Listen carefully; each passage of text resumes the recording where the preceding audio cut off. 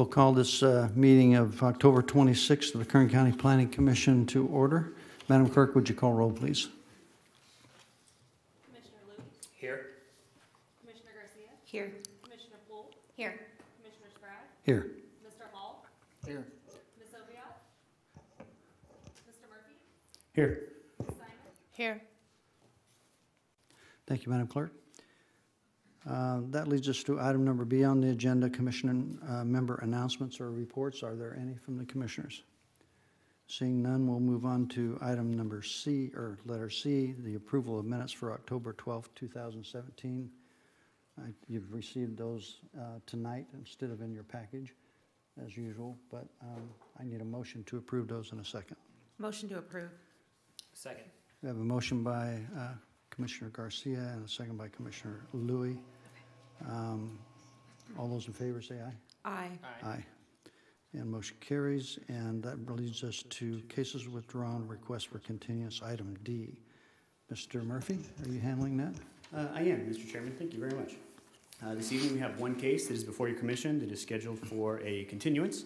That case is CUP2, map 131, CUP2, map 191, and CUP6, map 191. The applicant is the Kern County Planning and Natural Resources Department. The staff recommendation is to continue that project until December 14th, 2017. That completes the reading of item D. Thank you. Commission members, do you have any comments or questions regarding that? Could I get a motion to continue? Motion. Second. We have a motion by Commissioner Poole and a second by Commissioner Garcia. All those in favor say aye. Aye. Aye. Okay. It's approved. What's that?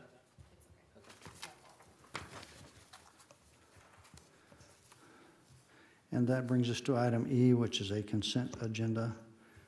Mr. Murphy. Thank you, Mr. Chairman.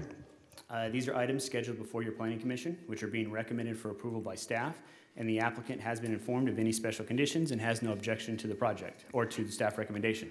The hearing on these items may be expedited if no member of the commission or audience wishes to ask or question any questions regarding the case. There are three items this evening that are on consent. The first is case number 1. This is conditional use permit 8, map number 71-10. The applicant is Candace Coffee. This project is located at the southwest corner of East Franklin Avenue and Primrose Street in the Ridgecrest area. The request is to allow for a manufactured home that does not meet the age requirements in an A1 MH district. The staff recommendation is to approve conditional use permit in accordance with the recommended conditions and adopt the suggested findings as set forth in the draft resolution.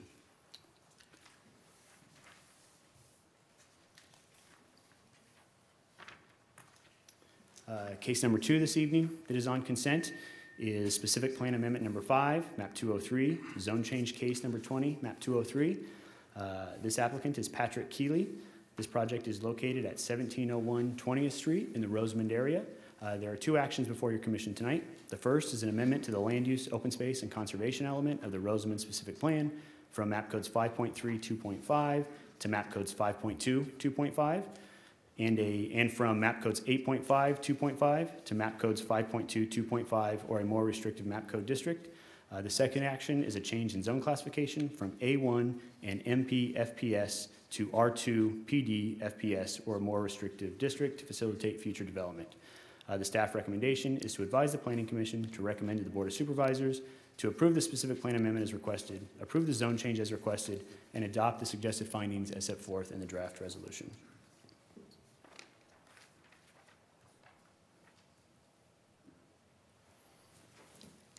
And the final case this evening that is on consent is case number 5. This is conditional use permit number 5, map number 34. The applicant is the Smith Family Trust by Northcutt and Associates. This project is located at 32101 Whistler Road in the McFarland area. The request before your commission is a modification of conditional use permit 5, map 34, which allowed a green waste processing facility and a gypsum marketing storage facility in an A district. The current request is to expand the facility boundaries from approximately 10.5 acres to 25.5 acres with no intensification of any of the existing operations. The staff recommendation is to approve modification of conditional use permit subject to the original conditions of approval with revisions to conditions 2E and the addition of conditions 1A, 4H, 4I, 4J, and 4K as recommended by staff, and adopt the suggested findings as set forth in the draft resolution. That completes the reading of the consent calendar. Thank you, Mr. Murphy. Is there anyone in the audience that wishes to speak on items number 1, 2, or 5? Raise your hand, please, and we'll put it in the regular order. Seeing none, then we'll move forward and bring it back to the commissioners for comments and questions or motion. Motion to approve the consent calendar is read into the record by staff. Second. We have a motion by Commissioner Poole, second by Commissioner Louie. All those in favor, cast your vote.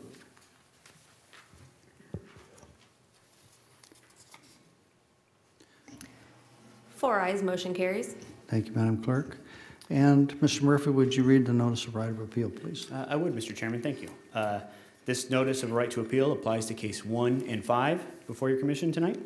For projects where the Planning Commission action is final, those actions are subject to appeal to the Board of Supervisors by any interested person, and no development proposed by any application may be authorized until after the final date of appeal. An appeal may be filed with the Kern County Planning and Natural Resources Department located at 2700 M Street, Suite 100 in Bakersfield, with a filing fee of $540 on forms available at the Planning and Natural Resources Department. The filing must be made within 14 days of and including the date of today's hearing. Thank you, Mr. Murphy. This gives us to item F, public presentations.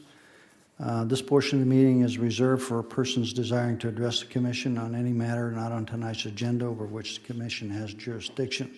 Speakers will have 2 minutes to make their presentation. Is there anyone in the audience that wishes to speak on any item that is not on our agenda tonight? Raise your hand or come forward, please. Okay, seeing none, we'll move on to item G, which is public hearings. Mr. Murphy? Thank you, Mr. Chairman. I have with me to my left is Miss Alexa Koloski. She is a planner with the Planning and Natural Resources Department, and she will be presenting the proposed project before your commission tonight. So I turn it over to Ms. Koloski. Welcome. Thank you, Mr. Chairman. The request before your commission tonight is a specific plan amendment number 88 and zone change number 191, map 101.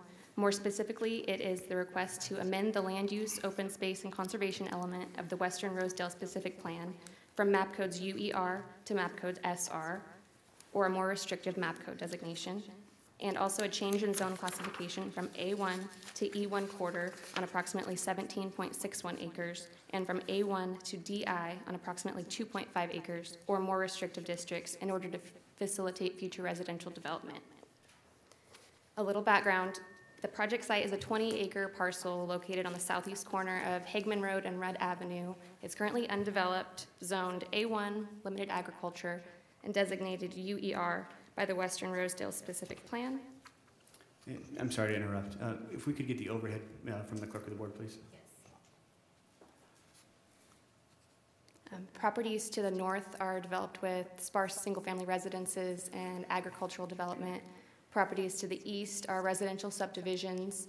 Property to the south is currently undeveloped, and property to the west is a gated residential subdivision. Access to the site is currently provided by Hagman Road. As previously mentioned, the request is to change the land use and zoning designations to permit future residential subdivision of the site. Should the present request be approved, a future tract map would need to go through your commission as well in order to subdivide the property. Staff notes that will serve letters have been provided for Vaughan Water Company and North of the River Sanitary District Number 1 for water and sewer services, and a drainage study has already been approved by the floodplain management section of Public Works Department. During the course of processing, we notified property owners within 500 feet of the project site, affected county agencies, and county departments. 15 comments were received, 3 from agencies, and the remaining 12 were from adjacent property owners located in the Trinity Estates development located to the east of the project site. These comments mainly dealt with the potential for Spring Crossing Drive to be extended into the proposed project site. It's currently designated as a stub road from the tract map 6305, which created the Trinity Estates development, which means that it will eventually have to be pushed through when development occurs on the project site. However, staff notes that this cannot be discussed tonight. It will be discussed at a later date, maybe in the future tract map development, but the request tonight is specifically a specific plan amendment and a zone change to facilitate future residential development. Staff also notes that other concerns were brought about the potential for quarter-acre lots being too small and creating more traffic congestion with the adjacent properties. And so staff has responded that essentially maybe staff should recommend that the parcels be zoned E half acre instead of E quarter acre in order to maintain compatibility with the adjacent project site, which also retains an E half acre designation.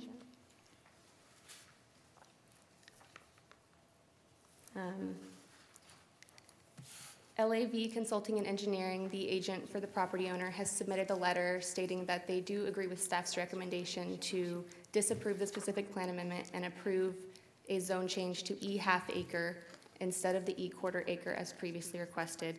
They are in agreement with the E half acre as staff recommends. Staff notes that if you have any questions, the Kern County Public Works Department is available to discuss Spring Crossing Drive, and representatives from LAV Consulting are also available. To read the department recommendation, it is to advise the Planning Commission to recommend the Board of Supervisors, A, disapprove the specific plan amendment to SR as requested, approve the more restrictive zone change to E half acre as recommended by staff to become effective upon recordation of a final land division map, and C, approve the zone change to DI on 2.5 acres as requested to become effective upon recordation of a final land division map, and D, adopt the suggested findings as set forth in the attached draft resolutions. Thank you. Is this subject to right of appeal also, Mr. Murphy?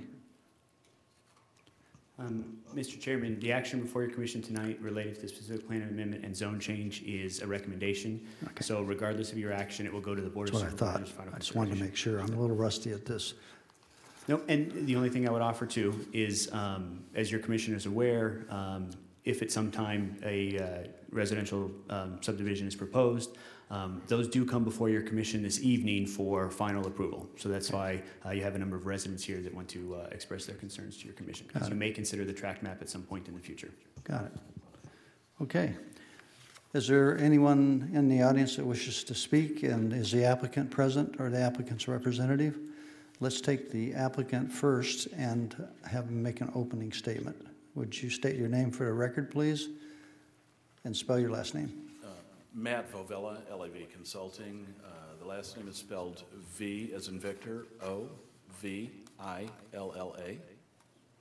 And we just want to state that we are in agreement with staff recommendation as far as denying the general plan amendment and approving the zone change. Okay. Thank you. Thank you, Mr. Vovella. Okay. Those in favor? Anybody in favor that wishes to speak? Anybody against the project that wishes to speak, come forward, or any others that wishes to speak, come forward and state your name for the record and spell your last name. Hello, Dennis Smithson, S-M-I-T-H-S-O-N. And I'm not opposed to the project. I appreciate the change to half-acre lots. That satisfies a lot of the concerns we have, and I appreciate that. Our concern is the Spring Crossing extension. Yeah, that one right there. We're the last house on the street. It looks like a cul-de-sac now. It's got a wall there. It's got a circle drive, a circle area. And we weren't aware that there was ever a plan to put the street through. 79 houses in the development. I understand the need for more than one way in and out for fire trucks, kinds of things. But the streets are wide. A lot of off-street parking doesn't seem to be a problem. And the facility or the housing area has been there for several years without any known problems at all. Mm-hmm. And I just really like the idea of the cul-de-sac. It's what one of the reasons we bought there, and I'd like to continue that if at all possible. I think that because of the fire codes and secondary access, that down the road when this is developed, that there'll be more hearings on this, and you'll be able to come back and review that with the dais or the planning department to review that. I'm sorry. This is your neck of the woods, not mine, obviously. But I had been told that because there was only 79 residents in the tract, that it's below some magic number that would require those two access points. And even if Spring Crossing were to open up, you'd still have 40 some odd plots in the site that would still only have one way out. When they make the application to develop this, then at that point in time, that issue will come up and be discussed and resolved. Okay. And again, we're not opposed to the project, Right. just the condition of the street. Okay. Thank you. Thank you very much. Any other speakers, please? Okay, come forward, please. State your name and spell your last name. Hi, good evening. Thank you for letting me come up. My name is Michael Ray, R-A-E, and I live on Spring Crossing Drive. Okay. First of all, for this evening, I'm happy to hear that we're sticking with the staff's recommendation for half-acre lots on the new development. I think that it says in here that the larger lots classification is more compatible with adjacent development, and I think everybody in Spring Crossing agrees to that. And it also says that that in the staff report, the zone change to more restrictive half-acre lot size may be appropriate to ensure land capability and immediate adjacent development with which it may, the word may, be connected in the future. So just as Dennis has spoken about extending Spring Crossing, when most of the residents purchased homes in Trinity Estates, it appeared to be a permanent cul-de-sac. I mean, we have Stone River, we have Spring Crossing, and we have Oak Run. They all look exactly the same. I mean, there's not any difference in construction on them. And kind of the old saying, if it looks like a duck, it walks like a duck, it's a duck. If it looks like a cul-de-sac, it works like a cul-de-sac, it must be a cul-de-sac. I mean, that was just kind of the thoughts that we all had. And I think that even the drainage, there's only one drain on each of those streets, and there at the very end, the road tapers to it, and it runs to that drain. You would think if it was a temporary road, they would have made the road straight, put a sign at the end, just like the track map shows there, make it a butt street instead of a cul-de-sac. And because when you buy a home, I could have bought on Stone River, I could have bought on Oak Run, I bought on Spring Crossing, I just did. And but if I'd known it was going to be a main artery now, my house value is probably going to drop. These are $700,000 homes, $20,000, $25,000 the minute we open that up. Mm-hmm. That was a huge consideration for all the homeowners on that street. So that's something to consider. The other thing is that Trinity Estates is really not like any other development. We have really become to be a real close-knit community. We get along well, better. I've lived in several developments all my life. There's never been a development that I've gotten along so well with everybody. If you read Caitlin and Rob's letter, you'll see that Caitlin puts in there how this is a community that she hoped that her children could grow up in because it's such a wonderful community. So that's one thing. Opening that road up is going to totally change the dynamics of this development. It's not like you have a little community and you open another road up and neighbors don't know each other. We have a community that's totally different than that. And this change will really change the lifestyle of many of the residents in that area. So I guess the other thing is that if you open that Spring Crossing up and connect to the next development, the people at each end, Nancy and Mark and Dennis and Rob and Caitlin, their entire yards will have to be reconstructed because, there's a circle and now the road will have to go straight. And the landscaping on those homes, the basic landscaping from the builder is $8,000. Most of us have $10,000 in our front landscaping. So you're going to mess up $10,000 with the landscaping in both their yards. Their whole front of their homes are going to be really in disarray for a long period of time until the construction's finished. So, I understand that there's supposed to be ingress and egress, but there are other communities, like I know I looked at Brighton over by Allen and the West Side Parkway. There's only one entrance in and one entrance out. I don't see any other connection to the neighboring development. In Trinity Estates, we have Meadow Lake coming in, but at the end of Thistle Court, there is an emergency egress and ingress for emergency vehicles right now. So we actually have two entrances. So as we go to this development next door here that's in question tonight, there's a couple recommendations I'd like to just throw out just for people to be thinking about it. Number one is that instead of having one entrance off of Hageman, we could have two, make it kind of a U shape or whatever configuration, and have so that go make a loop at home so that you could have two entrances and exits from Hageman. The other would be is to have an entrance from Hageman with a future planned exit through the development to the south of that to Meacham, so that way there would be two, an entrance and an exit both to that development and the future development whenever that would come in. The other suggestion would be that you could have one exit, one entrance off of Hageman and have an emergency exit, another one.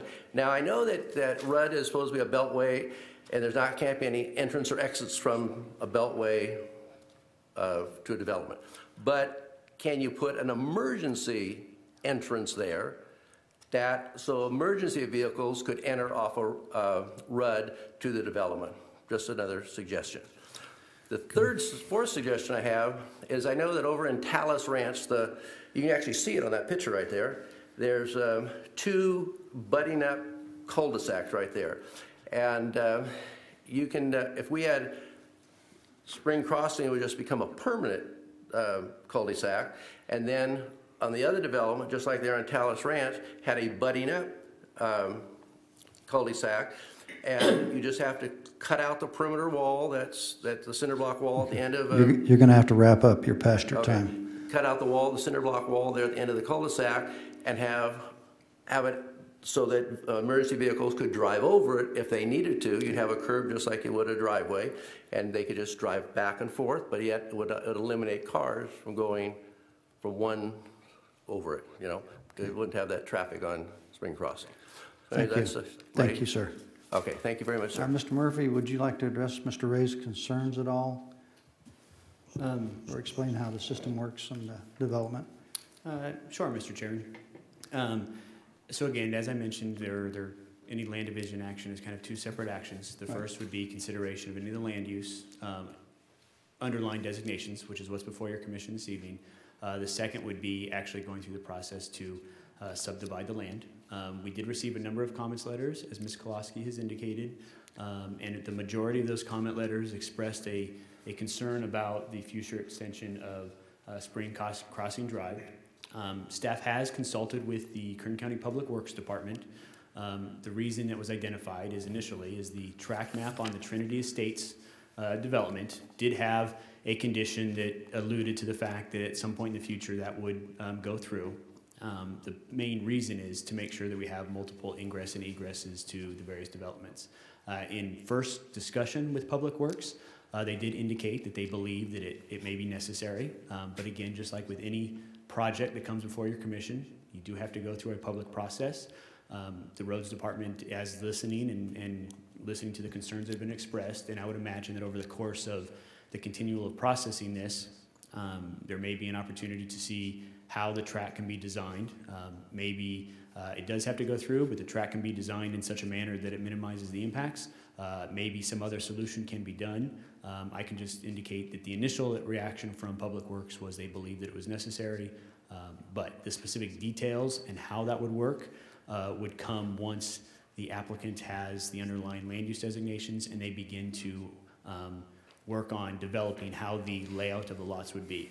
They would work through staff, they would go through the development process or the design process to where ultimately they would have a recommendation that would come to your commission for final consideration and decision. We have indicated that we do have the names and contact information from many of the residents. So all of these residents that have participated and will continue and provide testimony to your commission this evening, we have their contact information. They will be notified during any actions associated with the processing of the subdivision map so they can be active participants and understand exactly the positions from the planning department, the positions from public works department as we go through, see how the lots can be laid out. And again, ultimately, a final design would come to your commission sometime early next year, mid next year is what the anticipated thought would be in terms of the schedule. So does that help answer your question, Yep. Mr. Chairman? Thank you very much, Mr. Murphy. Is there any other speakers that wish to speak on this item in the audience tonight? Okay, come forward, please.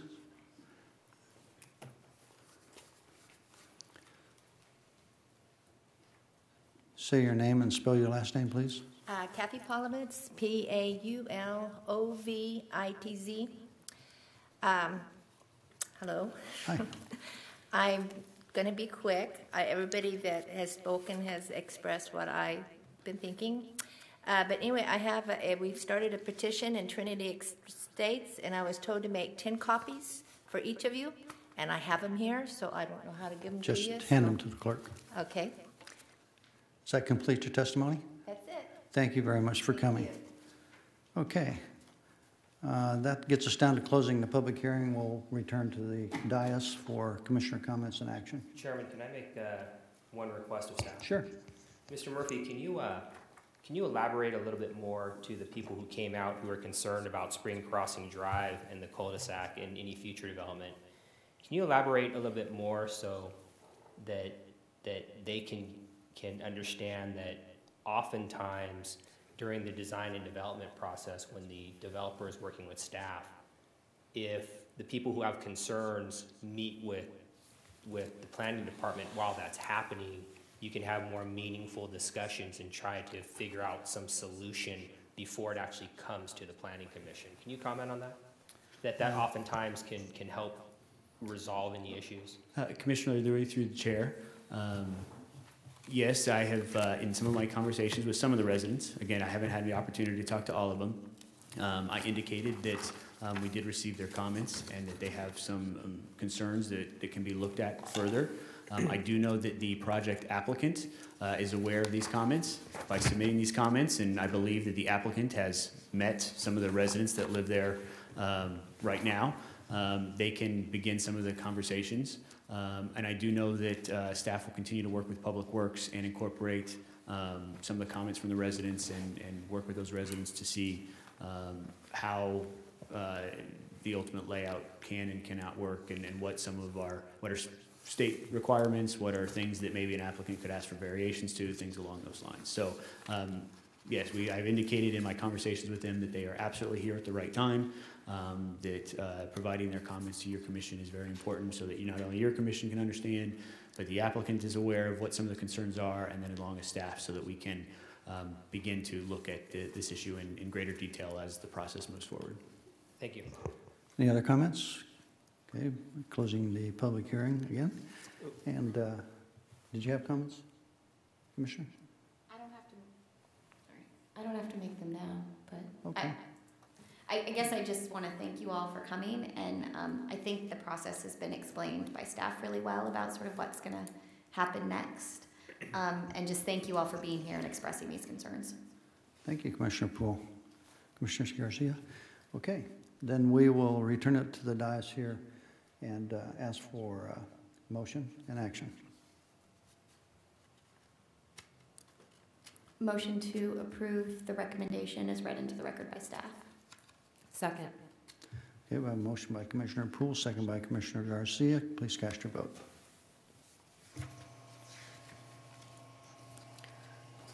Four ayes, motion carries. Thank you.